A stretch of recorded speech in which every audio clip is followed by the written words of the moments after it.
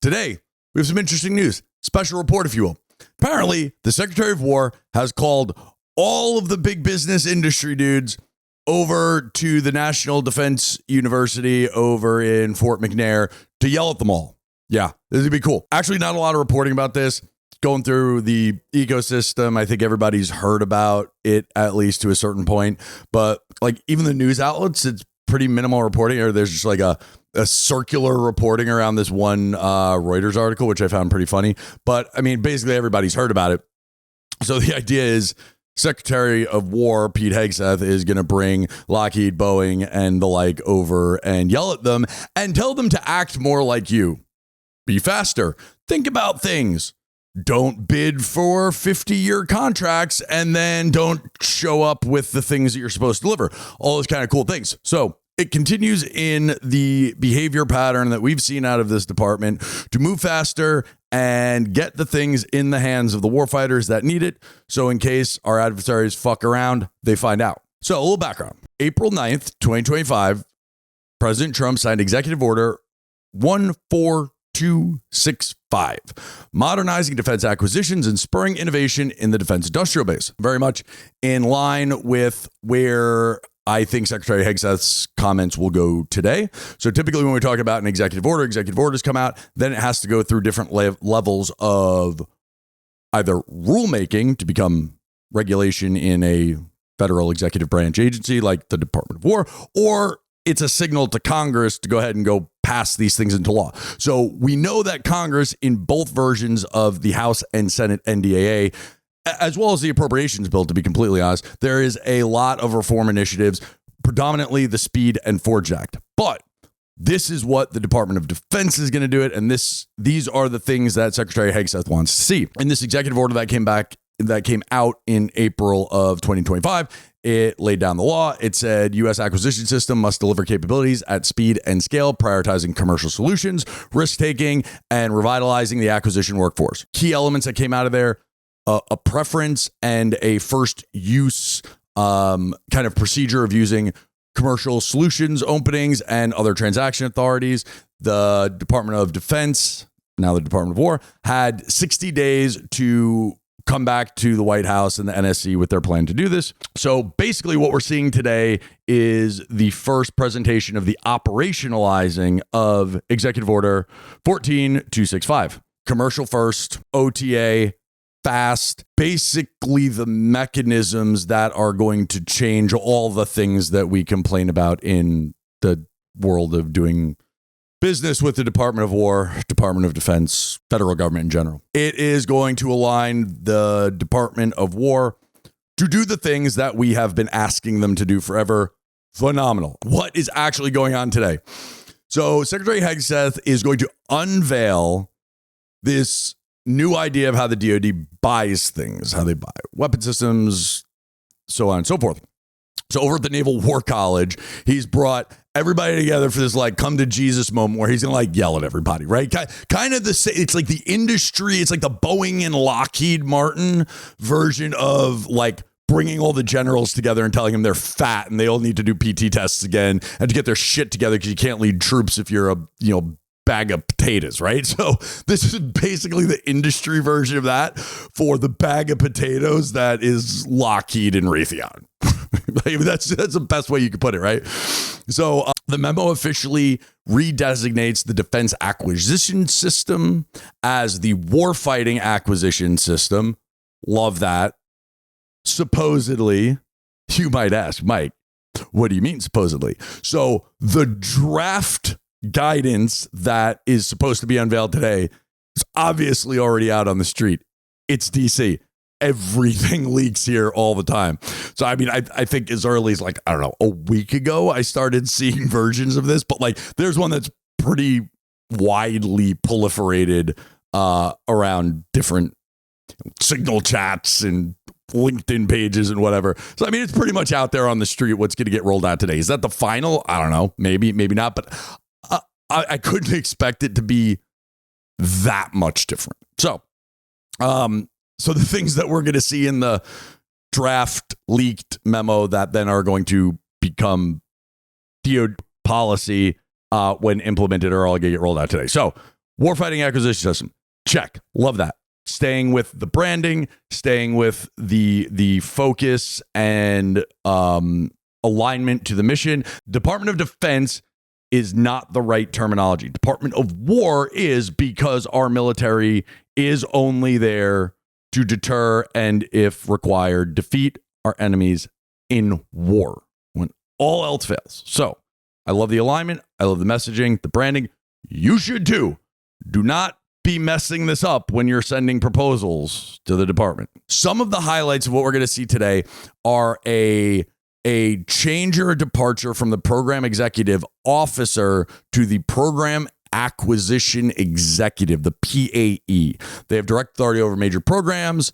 They run the program from top to bottom, and we could get into the details, but hopefully we don't have to because they're irrelevant now. But the problem is it under the PEO structure, they don't have total control of they have all the responsibility to deliver the capabilities, but they don't have all of the control over all of the different parts and pieces of the process of which they're supposed to be responsible. So obviously if you have all of the responsibility, but not all of the authority to get done what you need to get done, you end up with a screwed up program sometimes. So they're working to streamline this where the PAE is actually running the whole stack and has the authority and the responsibility to get the things done. There are provisions in here that everything needs at least two sources. So tons of complaints when in the middle of the night, literally over like Christmas break, right? Like keep this in mind. Like DC observes American Ramadan, right? Like as soon as people go into Thanksgiving, like work is pretty much done until January. Outside, like some congressional members and staff that have to figure out how to get a continuing resolution done like the day before Christmas.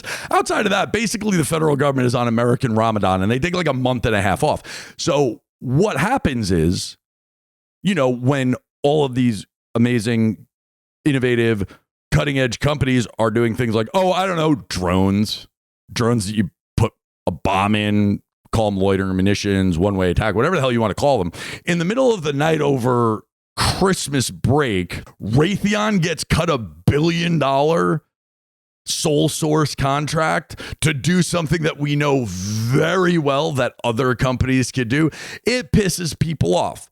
Secretary Hegseth and his team, which is full of great human beings who have lived this problem for a very long time, are like, we're not doing that anymore.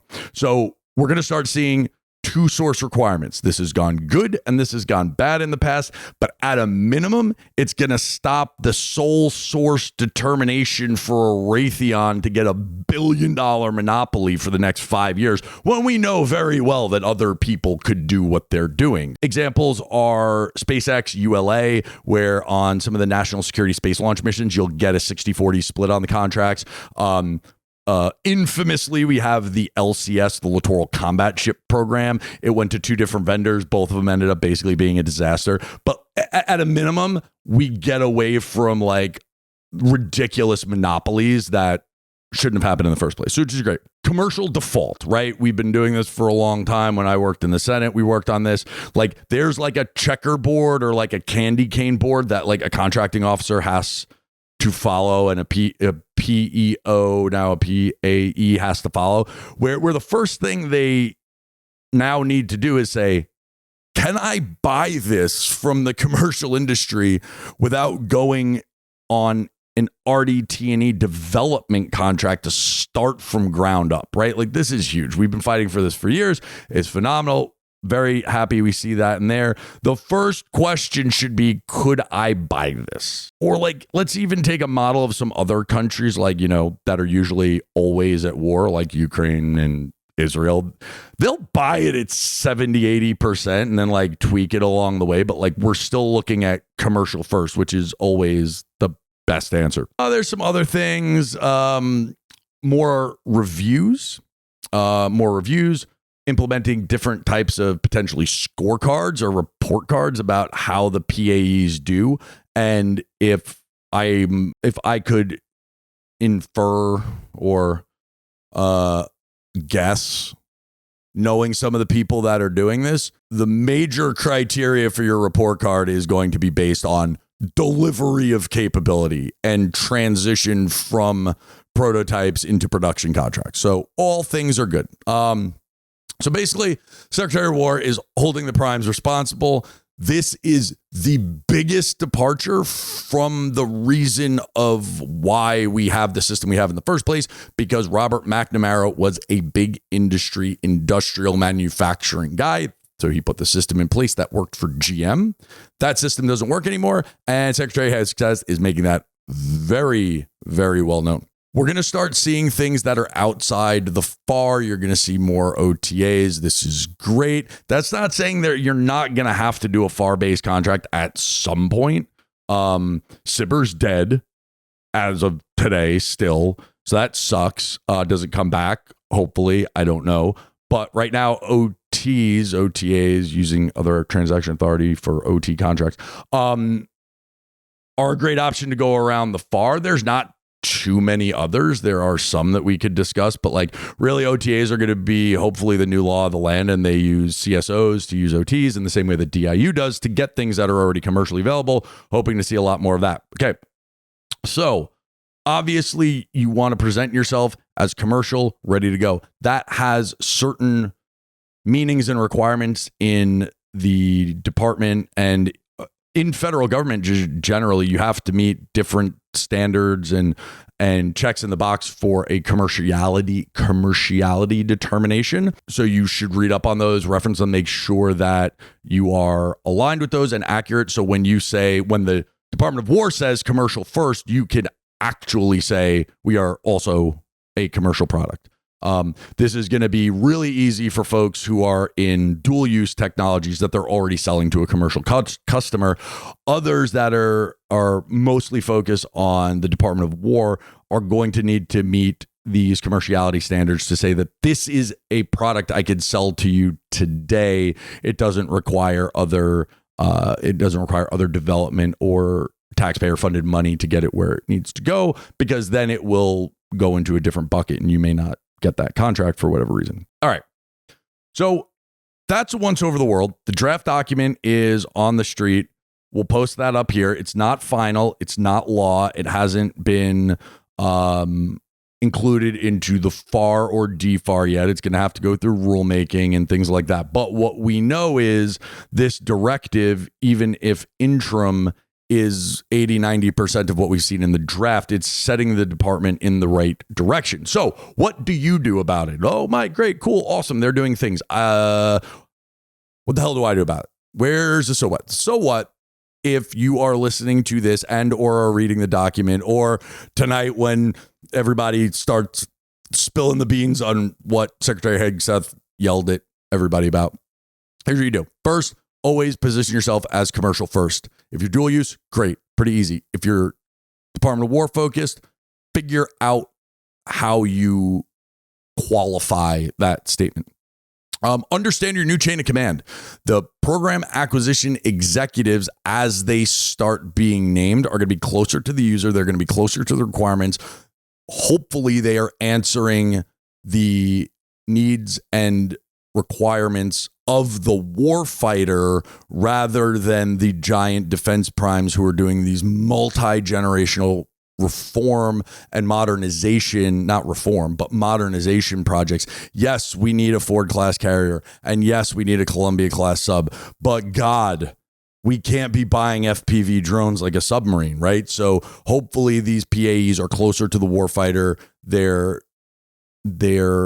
participating in the requirements development process, and they know what to get in both the near term and the long term. For you, that means demonstrate speed. Usually, or not usually, but in the past, it's been, hey, look at my cool widget. Get me some RDT&E money, get me some SIBR money. Maybe I can have something ready for you in 12 to 24 months. That's the wrong answer at this point. I mean, you need to be talking about delivery schedules.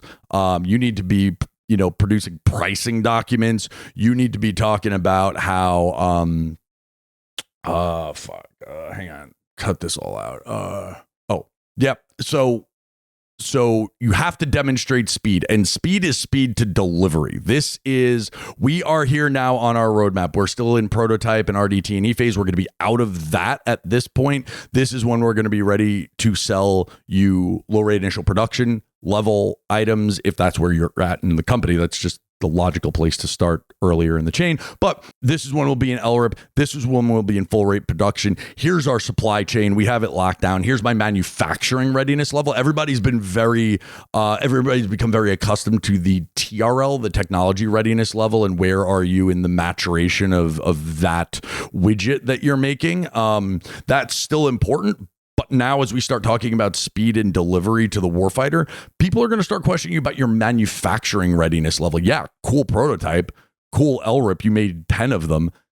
I need 1,000. How long is that going to take you? And where is that supply chain? And where is that manufacturing? Because let's be honest, commercial electronics are mostly made by the bad guys. So we can't be doing that. So these are new considerations that are going to have to be assessed and demonstrated by younger and younger companies if they really want to be effective and impactful under this new structure and in a timeline that is relevant to changing global world events. Value.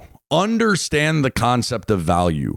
For a very long time, the old kind of like musty, dusty contractors, whether they're Boeing or Lockheed or the butts in seats dudes or these like whack ass just like service providers, they have gone on lowest price technically acceptable, right? That's how you get the worst of everything, Marine Corps. You should be thinking value now. You should be talking about your product in terms of price, but also holistically in how fast you can get it there, how it's going to 10x the capabilities that they already have, how it's going to allow one person to do 100 things instead of 100 people doing 100 things, or how it scales or how it grows or how it adds to capabilities in kind of like a 10x model at a minimum, and demonstrate the value of your proposal, not just competing on price. That's a race to the bottom, and your investors are going to hate that. And the biggest thing here is you got to monitor this guidance. This is going to change rapidly. I mean, if you go, so folks that are still spending money is the Undersecretary of War for Mission Capabilities. I mean, I feel like over the last 45 days in the midst of mostly a shutdown, they've dropped 10 proposals, right? You have to keep up with this day to day because you could be in the middle of a solicitation cycle and something could change. Whoever is the person at your company that you're like, dude, this is your job now. That's very much really their job. You got to keep up with it. You have to make the changes as these things are happening because they're making these changes to move fast. You can't be slow on the uptake of the new business or the new way or where these proposals are going, or not knowing how to have not knowing how to use an OT, or not having an OT today that you could leverage, or having an IDIQ that you could put money on. These are things where these are much more mature conversations than startups are usually used to having. What's my contract strategy? What's my pricing strategy? What's my manufacturing and supply chain look like? You have to be having those conversations right now, or you're not going to get contracts as the Department of War moves the fuck out, because nothing has really changed about the analysis that the CCP is maybe going to fuck around and maybe find out somewhere around 2027. So there's still an urgent need in global Indo-PACOM affairs. At the same time, this administration is putting unprecedented resources, capital, investment, attention on our southern border in the Western Hemisphere, which is also a today problem. So speed. Stay up to date. I will do my best to do all of that also, obviously, but you should probably have somebody that you're bugging every day about this. So anyways, say it all the time. Learn this stuff. Know this stuff. That is the path to selling to the national security enterprise, the DHS, the DOW. You have to know this, or even the best technologies will die in incapable business arm, even with the greatest technology in the world. It's sad but true, but that's why you need to tag somebody to be doing this all the time. We're moving fast. It's great. Don't get left behind. That's it for right now. I'll see you next time.